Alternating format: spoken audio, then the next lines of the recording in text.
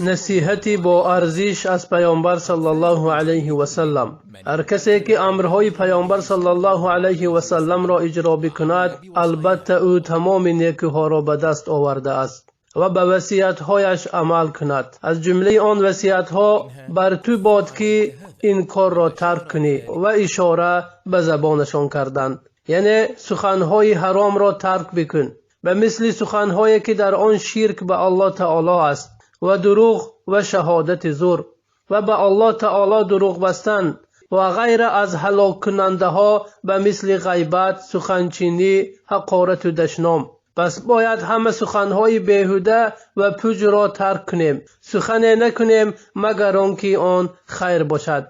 و امروزها در این عالم ما اگر تو کاتب هستی پس قلمت را نگه دار مگر در کار خیر، زیرا قلم یکی از دو زبان است.